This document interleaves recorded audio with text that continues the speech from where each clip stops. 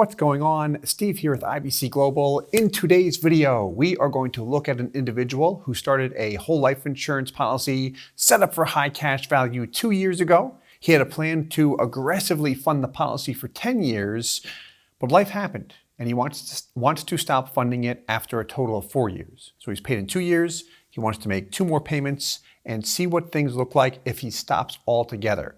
So we're going to look at exactly that, and then we'll have some fun. We'll see what it looks like if he borrows against the policy, as he has heavily used his policy. He's got multiple policies, but he's heavily used them over the years. And he also wanted to see what it looks like if he takes income from it. Because if you take income from a policy and you do things right, you can take it out on a tax-free basis. So before we get into his situation, what I'll say is we make these videos to provide education on whole life insurance, particularly around how the cash value works. And for those that work with us or are interested in working with us, what our company does, IBC Global that is set up policies, whole life insurance policies for maximum cash value. And really, people work with us because they want to make sure everything is set up correctly from the get-go with respect to the company selection, choosing the right product, and then providing ongoing guidance and support. And today's case study will demonstrate exactly that. So if you are interested in seeing a policy and potentially working with us, you can check out our website, ibcglobalinc.com. If you are not, that is perfectly fine, as we provide these videos to show you how to set up a whole life insurance policy for maximum cash value. So when the time is right, if you are interested in a policy, I do hope that you will reach out to us and we can potentially partner on a policy. So let's have some fun. We've got an individual here. He started his policy at the age of 48. So he was 48 years old when he started. And this is a larger policy where it's set up to fund $300,000 per year for 10 years. So it's a total of $3 million when you look at it. Now, one thing I like to hit on here is he's not obligated to pay $300,000 every year. His minimum premium, which is the true minimum commitment, is about $30,000. And the rest is gravy. When I say gravy, it's going toward his paid up additions rider, which is really how we maximize the cash value. And I like to emphasize this point because this is very flexible. Like if you have a policy where you say, hey, I want to fund it with $300,000 per year and really build this thing up nicely, but I'm concerned that I might not be able to hit that $300K every year. Like what if life happens? Well, if a policy is set up like this piece is flexible, so it makes it very easy to adjust it downward. So if 1 year he wants to pay in just $100,000 or $50,000, whatever it might be, he can easily scale it down and then scale it back up again in future years. So he's got flexibility there to adjust the total amount that he's paying into the policy. So the flexibility feature with a design like this is very important. And it also gives him a lot of cash value up front when you look at it, which he was very interested in, and he always has been with all of his policies. So again, the original plan was to fund it for 10 years. However, he had a big change in his life, and he might stop after a total of 4 years. So again, he's funded it already 2 years. So he's made 2 payments, 2 years in. So 4 years means he's got 2 years left. And really what he said here was, I know that I can get at least 2 more payments of $300,000 per year into the policy. But after that, I'm just not sure. Like I might go off and do something else. I might be able to fund it no problem. Maybe I fund a lower amount. But what we're going to look at in this video is really a worst case scenario, displaying what the policy looks like if after that 4th year, he pays in 0. So just to put that into perspective, the original plan over 10 years was to get $3 million into the policy, and you might end up getting a total of $1.2 million in. Will he be penalized for that? No, he won't. With this type of setup, it's very common for individuals to say, hey, I've got $1.2 million I'm going to move into a policy, and we might set it up identical to what you'll see here, 1.2 over 4 years, and then if I just wanted to keep on adding money to it, I could. So my point is, it can be set up where we can optimize it over a 4-year period, but have the option to extend funding if I want to keep adding to it. We're just doing that backwards, where the plan was to fund it for 10 years, and here we're going to stop after 4 years. That's how we set it up. We'll set up a lot of policies like that just in the event that life happens. Because for him, he's always aggressively funded his policies. He does well financially. This is something that I did not expect just to hear from him. And again, I think that he's still going to fund his policies aggressively. But at the same time, I say that to illustrate the point that you never know what's going to happen. Life happens for better or worse. It fluctuates all the time. If things are set up to be very flexible, we don't have as much stress, which we don't want stress, not bad stress at least. So let's take a look at the policies here. So here's one in-force illustration. In force means that the policy is already in force. It's an active policy. And how you can tell looking at one of these, here's year 2. Where's year 1? It's gone. We erased it from the illustration. I'm kidding. It's already passed. The annual outlay here as well, there's nothing there. The reason why is because he's already paid that. So he's funded $300,000 per year, years 1 and 2. We see what the cash value will be at the end of year 2, $550,000 and change, which means he's paid in a total of $600,000. He has $550,000. He's in the red. That's a negative hit there of $50,000. What are the worst years of any whole life insurance policy when it's set up for maximum cash value, or if it's not set up? What are the worst years? The early years, particularly the first and second year. Now, the hit's minimized here, which we always want to do, but it's still a hit. When people ask what are the drawbacks to these policies, it's the upfront cash value. That's it. That's the number one drawback. I'm going to take a hit even when we minimize it. There's the death benefit. Now, when we look at this, you've got funding, year 3, year 4, and all the way down to year 10. The original plan. And this is a 10-pay policy, by the way, meaning he can pay into it for 10 years. Premiums are due for a maximum of 10 years. Here is his minimum premium, the base premium, $30K. We mentioned earlier his minimum commitment is $30,000. It's actually $36,408.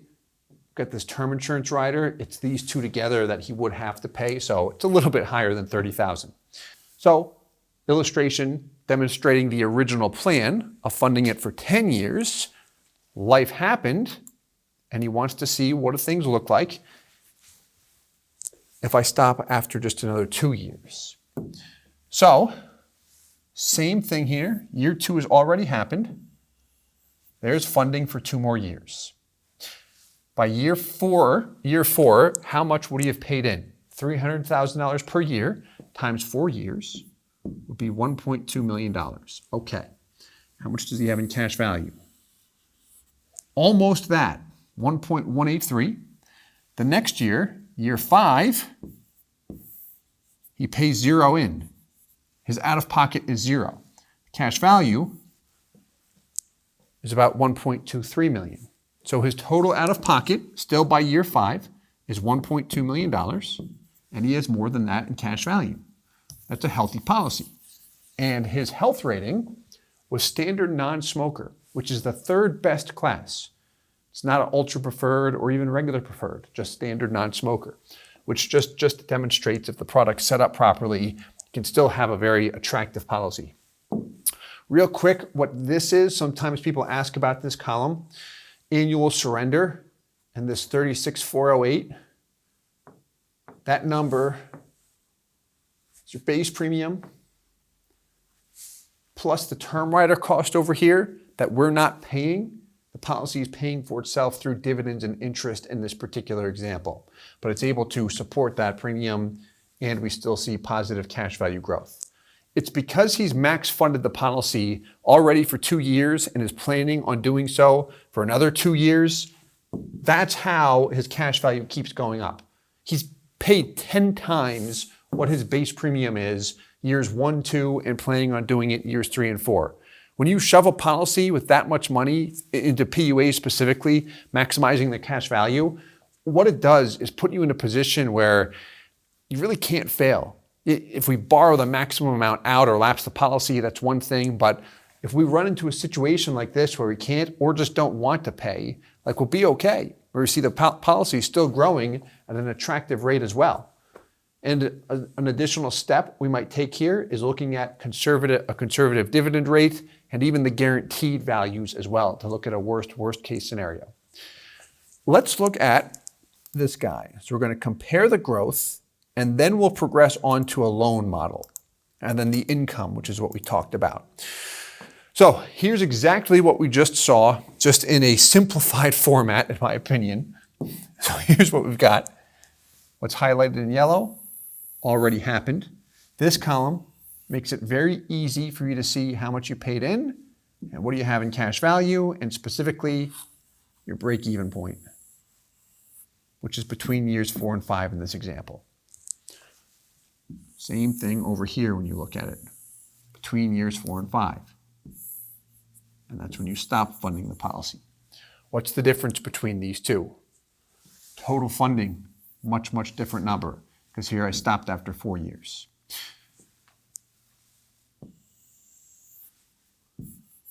Death benefit drops in year 8. That's optional. What we're doing is reducing the death benefit. Specifically, we are removing term insurance that's attached to the policy. By removing that, 1, we reduce costs. 2, you'll see the cash value grow at a little bit higher rate because I don't have that term insurance cost that the policy has to support through dividends now. So it can help enhance the growth.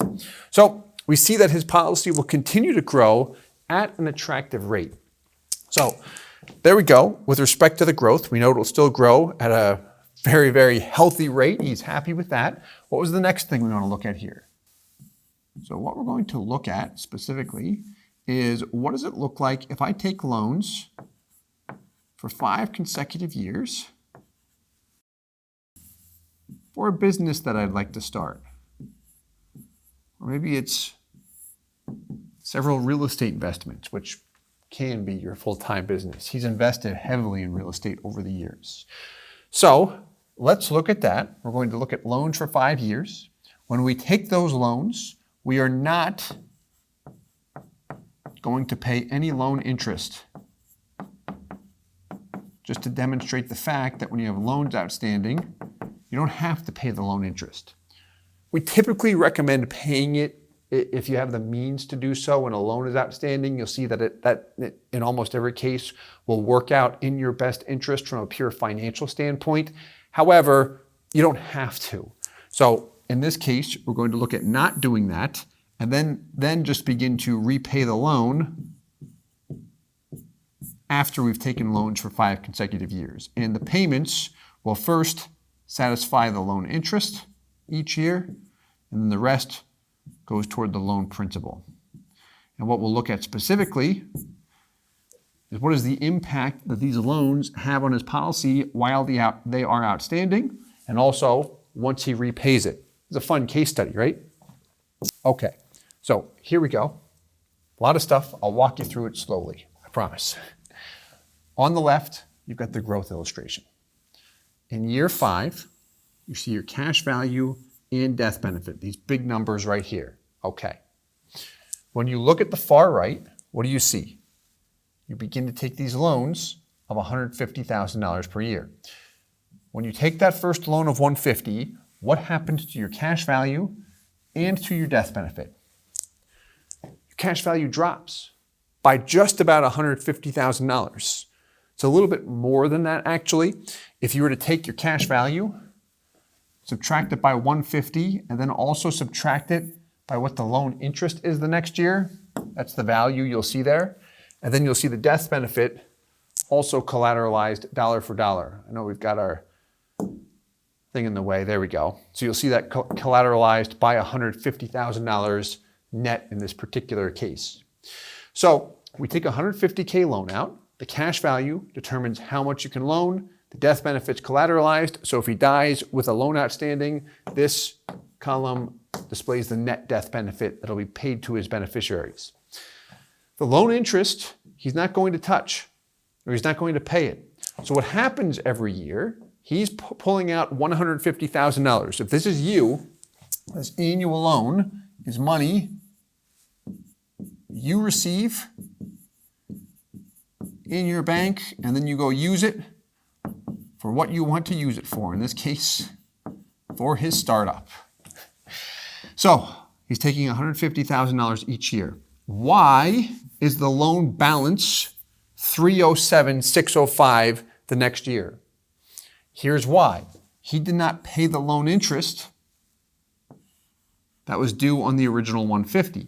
If you don't pay the loan interest with a life insurance policy, what happens is that the cash value will take a loan against itself, against the available cash value, to cover that loan interest. That is then added to the balance.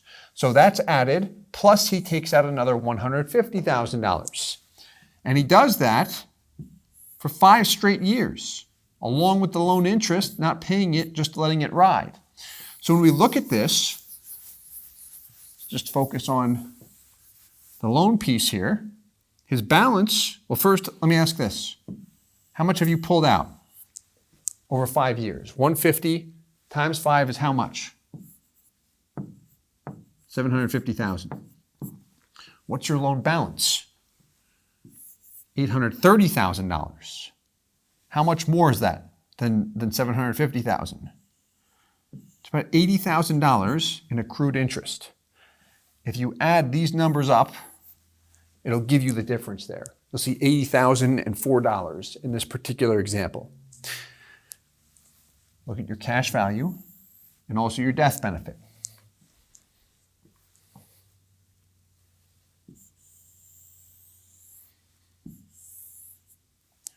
You're still earning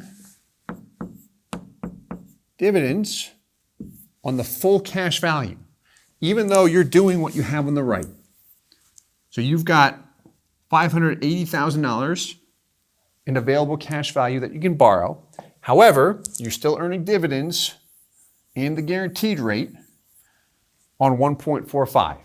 So you're still getting compounding on everything here. This is a big reason why people use policy loans and why they're attracted to them. So what we're going to look at here, or what we'll look at next, is repaying it $150K per year. So the first year, he makes this $150,000 payment. First, satisfies the interest due for that year. Second, it's applied toward the loan principal. So let's look at the loan repayments here. He begins repaying it in year 10 in this example. There's the $150,000 payment.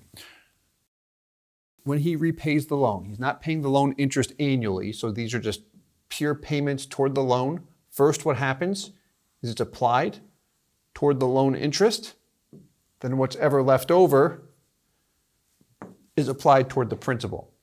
So if you were to take $830,000, that's your loan balance, subtract $150 from it, and then add the loan interest, you'd come up with that $722. So he does that each year, which of course he's chipping away at the loan interest as well. So aside from that complicated spreadsheet, bottom line, when he repays the loan, what happens here? Cash value and death benefit figures are right there. What does that look like when you compare it to the example where you just let it sit and grow? They're exactly the same.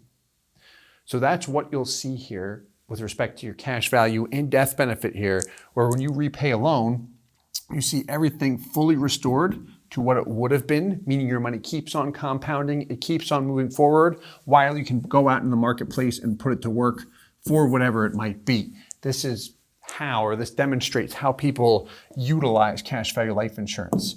And this does demonstrate repaying the loan. We did look at a scenario of not repaying the loan, which is over here.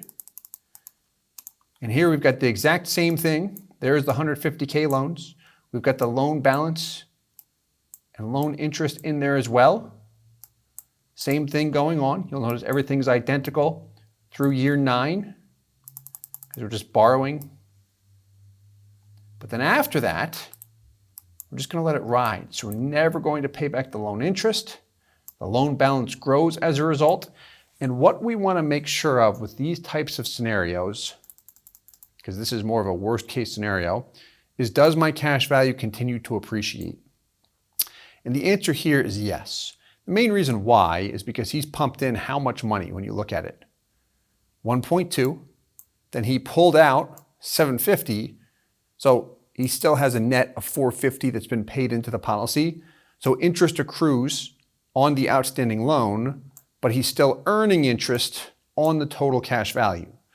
So the gains are exceeding the actual loan interest cost. And what you could do actually to see that, or we can just see year over year, what are the total gains? Because I'm getting compounding on my entire cash value compared to what is the interest that I'm not paying.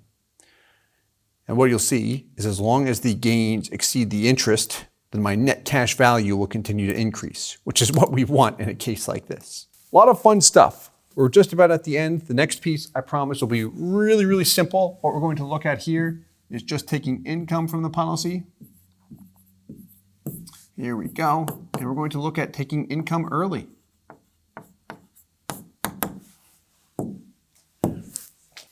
All right, so what we've got here, to the left, the growth model, funding it for 4 years. To the right, same policy, but taking income of $55,000 per year. The annual income is a combination of taking first policy withdrawals and then policy loans without paying anything back. Main point is we're taking a net of $55,000 per year. That is what he is receiving, and provided we don't lapse the policy or trigger a MEC, which we don't in this illustration, we can get that out tax-free. So what I've found helpful whenever we're looking at income illustrations is to look at the total funding. So what's cool about this is I can see how much I paid in, $1.2 million. And at $55K per year, what I'm interested in is how much more am I able to take out than what I paid in. So first, I want to see when I recapture the 1.2, because that's what I paid in. And we see that is in his early 70s. Once it's in the red here, total funding, that demonstrates when I've taken more than what I've paid in. Let's do this just to scroll down a little bit more. Nice. And we keep on taking $55K per year all the way down until 95. And you can see we deliberately left some juice in the orange. So in the event dividends go down or we want to take income for a longer period of time, we can do that. And we aimed for right around $1.2 million. So I paid in 1.2. I got the 1.2 back plus another 1.2. And provided I don't MEC the policy or it doesn't lapse, that's how I can get it out tax-free, which is nice. And then if I kick the bucket at 95, net death benefit of $890,000 is paid out income tax-free. The withdrawals and loans piece, let's just hit on that briefly because this does come up. So here's a breakdown of his income. How much is he pulling out each year? $55K per year. Okay, there it is right here. Column P. If we're taking money from our policy and we have zero intention of paying it back, meaning I say, I just want to take income. I don't want to have to deal with loan interest. I don't have any desire to pay it back. I just want income. What you can do is take a withdrawal. Now, One thing to note about withdrawals is you do got to be careful if you're taking them out in the first 7 years, because that can result in a MEC. In his case, he does not have that. And the main reason why is because we really pushed his death benefit up from where it was in day 1 compared to where it fell on year 7 with money coming out. And the death benefit has a direct relationship to the MEC limit and taxable line. Point is, we didn't have to worry about a MEC in this case, but that is something you want to look at. So if you have a policy and you're considering this and you want to take withdrawals because you don't want loan interest, I would ask just for the policy to be MEC tested, and make sure you ask about the current dividend rate and also conservative dividends and even the guarantees. It's important to see that so you don't get any surprises down the road. So here we're taking withdrawals of $55K per year. Notice we're not taking any loans, not initially. So what you can take out in withdrawals without having to deal with taxes is whatever your cost basis is. Your cost basis is the total amount you've paid in. So it's a fancy word for how much did you pay into the policy. In this case, he paid in how much? His total funding column, $1.2 million. So you can take withdrawals in this case up to what you paid in, the $1.2 million. If you take more, specifically in withdrawals, it'll be taxable as ordinary income. So if I withdraw $1.2 million, I don't have to deal with taxation. In addition to that, I withdraw another $500,000. All of that, all of the gains are taxable as ordinary income. And that's a non-MEC policy too, by the way. So how you avoid that, because people don't want that, is we can take withdrawals up to our cost basis, and then once we hit that, then we flip over to loans without paying anything back. Okay, so let's scroll down here. 55 per year until, what do we have going on? Look at this right here. Years 25 to 26. Do you remember what column L was? That was your total funding. So you paid in 1.2 and it's coming down each year because you're pulling 55K per year. We're looking at how much I paid in versus how much I got out. Over here, purple is income coming to you. So this means purple, you get $55,000 per year. Okay. Dark blue was withdrawals. Light blue was loans. Down here, where we get into the red, meaning we've pulled out more than the 1.2 we've paid in, what happens?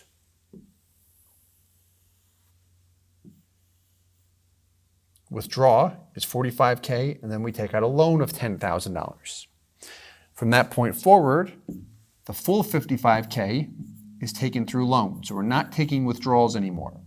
We are getting $55,000 per year.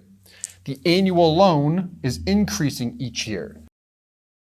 And the reason why that loan going up is because of this. You're pulling out $55K per year. The annual loan that you're taking, that you're receiving, is $55K. However, you've got loan interest that comes due when loans are taken, and you're not paying that. Taking that in retirement would be kind of counterproductive. I'm going to take money, then I'm going to pay loan interest back. Like, people typically don't want to do that. So we're not going to do that. The loan interest, how that's satisfied, is the policy is going to take another loan against the cash value. So our loan balance is increasing every year by the $55K we're pulling, plus the loan interest that is accruing. That's why that loan balance, or the annual loan, gets higher and higher each year. So that can be scary. However, what you can look at to make sure you're okay is the net cash value column on an illustration, because the net cash value and death benefit is going to show the net amounts, net of the loan balance and everything. So I hope you enjoyed this video. This was certainly an in-depth teaching session as far as how the policy was set up, what it looks like if he decides to stop funding, how he can use the policy with respect to loans, and then also what it looks like if he decides to take income from the policy. So I do hope that you enjoyed this video. If you did, please leave your thoughts and comments below. And as always, I hope this helps. Thanks so much. Hey guys, Steve here with IBC Global. Thank you so much for watching the video. If you're interested in a whole life insurance policy and you'd like to work with our company in setting it up, please visit our website, ibcglobalinc.com.